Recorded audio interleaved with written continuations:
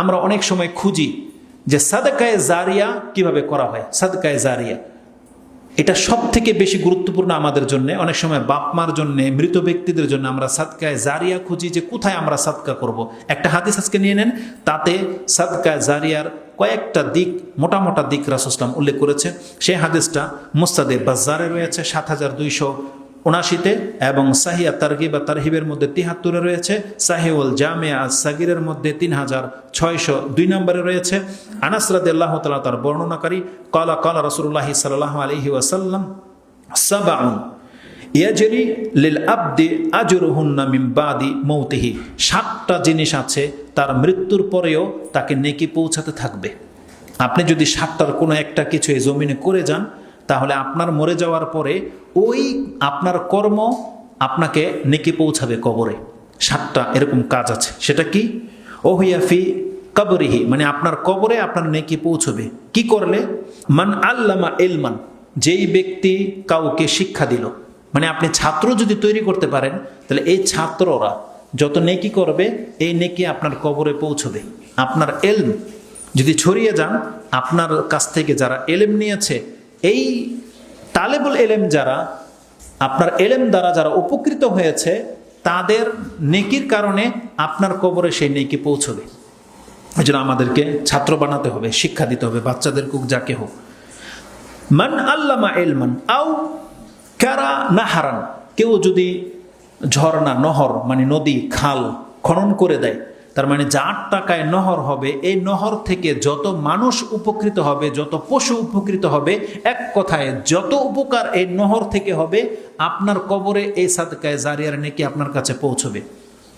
আও হাফারা বীরান, কেউ যদি কূপ খনন করে। কূপ, এখন আমাদের সমাজে কূপের প্রয়োজন নাই, তখন আমরা এটার এগেইনস্টে কি বলতে পারি? কূপ সাধারণত পানির জন্য হয় না, তাই না?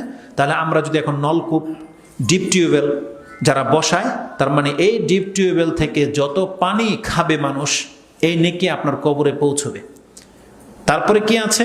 আও গারাসা নাখলান, কেউ যদি গাছ রোপণ করে। কেউ যদি চায় যে কবরে আমার নেকি যাক, তাহলে তার উচিত রাস্তাঘাটে যেখানে সেখানে গাছ লাগানো।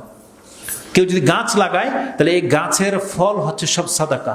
আপনি খেলে সাদাকা, আপনার পরিবারের লোকে খেলে সাদাকা, রাস্তার কোনো পথিক খাক সাদাকা, পাখি খাইলে সাদাকা, চুরি হয়ে গেলে সাদাকা, পচে পড়ে গেলে সাদাকা। সুবহানাল্লাহ, এটা প্রত্যেকটা হাদিসে বুখারী এবং মুসলিমে আছে, পচে পড়ে গেলে সাদাকা। তাহলে এটা হচ্ছে সাদকায়ে জারিয়া। আও বানা মসজিদান, তাহলে আমাদের উদ্দেশ্য এই হাদিসের এটা।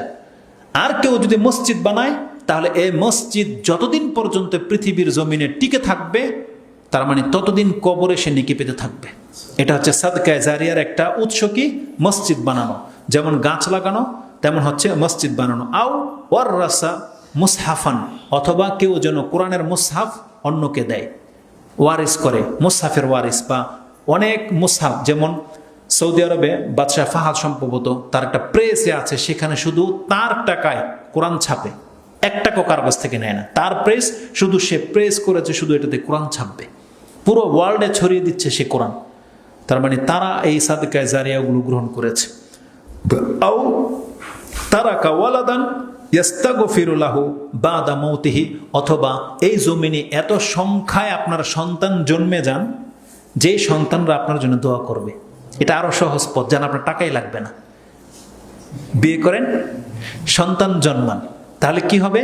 সেটা পুরুষ মহিলা সবার জন্য। সন্তান জন্মান, কত পারেন জন্মান, আপনার টাকা লাগবে না। আপনাকে আল্লাহ একবার সহজ রাস্তা করে দিয়েছে সাদকায়ে জারিয়া, যে বান্দা তুমি ভোগ করো, সন্তান জন্মাও, এই সন্তান তোমার জন্য যতদিন ইস্তেগফার করবে, ওই নেকি তোমার কবরে পৌঁছে যাবে। কিন্তু আমরা এখানেও মাহরুম, আমরা এত কৃপণ, আমরা টাকাও খরচ করতে জানি না, আমরা আমাদের বীর্য খরচ করতে শিখি নাই, আমরা এগুলোকে নষ্ট করে দিই। তার মানে একটার বেশি বাচ্চা আমরা নিই না। আমাদের অধিকাংশ কি? 1টা 2টা হইলে যথেষ্ট, 1টা হইলে আরো ভালো, আর না হইলে আরো ভালো। অথচ সাদকায়ে জারিয়ার রাস্তাগুলো আমরা বন্ধ করে দিচ্ছি। অথচ রাসূল সাল্লাল্লাহু আলাইহি ওয়াসাল্লাম বলছেন, তোমরা এমন মহিলাদেরকে বিয়ে করো যে বেশি ভালোবাসতে পারে, বেশি সন্তান দিতে পারে।